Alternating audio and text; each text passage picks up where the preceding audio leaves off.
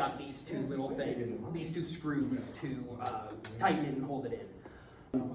So one thing about this is that it's a bit top heavy, and it has been close to getting knocked over before. So a big part of running this telescope is just standing by it and making sure that, yeah, no one pushes it. Why not make the tripod wider? Because physically, I don't know why it's not designed to be wider. We cannot make it wider without breaking the tripod. There is this, which is a thing that you can put on the bottom and add weights to lower the center of mass.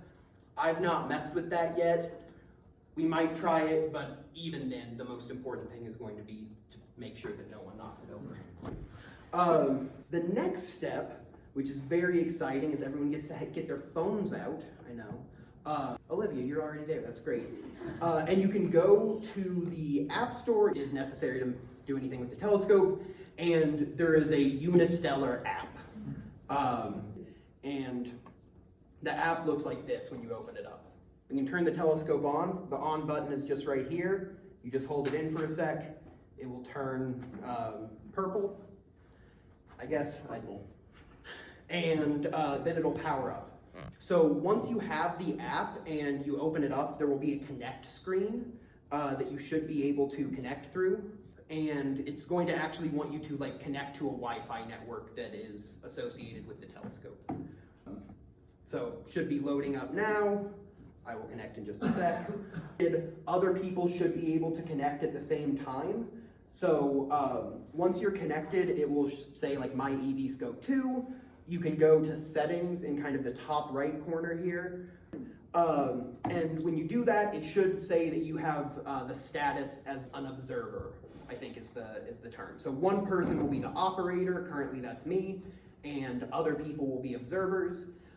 If you want to let someone else drive the telescope and you are the operator, there's a button to release your status as the operator, and then someone else can claim it, and then they can drive the telescope. So technically, I think the watch button right now shows you nothing. It will show you what the telescope sees once we start integrating. You have to actually point at something and then tell it you're going to start integrating. Okay. You will want to take this cap off. There is another thing. Try to take it off. And then this is where, if it were nighttime, we would start doing all of the setup stuff. If we were actually doing this for an outreach night, we could do the sensor calibration, and the process just walks you through it. It's a very simple process. It's almost entirely just the telescope doing stuff on its own. I think you might have to do some tweaking, but it should get most of the way there on its own, and then you may just have to help finish the alignment there at the end. But it's all through the interface on your phone. You're not going to be moving the telescope physically or anything. It's just all going to be stuff through your phone, and it should be automated unless it runs into problems. And then once it is oriented and everything, that's when you can go to the catalog section of the app. And this is the thing that is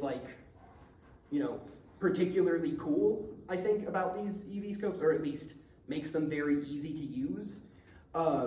You can sort, or you can filter so that you're only seeing stuff that's actually visible, which is nice. And then you can just point to stuff and have it go to that thing. I don't want to do that right now because I don't want it to just slew randomly, but yeah, yes, Jason. Do you have to orient that in a certain way, or does it make a pointing model independent of how you've rotated the tripod or pointed it? I believe it doesn't matter how you have it rotationally oriented. After I go out, no, it should sense everything automatically. You shouldn't have to orient it a certain way. So it shouldn't matter how you set it up at first. Don't move it after the calibration, after the orientation, because that will mess things up. Because it's a nice thing for outreach. It's also, it can be nice for accessibility because we can pass around a tablet or a phone if someone has trouble looking through the eyepiece. I will mention, there is an eyepiece over here. You can look through it, it's fun, you're looking at a screen. It's not, none of the light is actually reaching your eye. So it's the same thing here as on the phone. Next, we'll talk about breaking things down. One weird thing that seems like just a tech oversight, there's a park button which brings it back to this home position and turns it off. There is a button that just turns it off without moving it. I don't think there's a button that brings it back to the home position without turning it off. So I guess hopefully you don't want it back to this position until the end of the night. Because I'm not sure if there's like a super easy way to get it there without turning it off. And then, other than that, literally all you'll do is whoever's the operator will go into the settings, press park,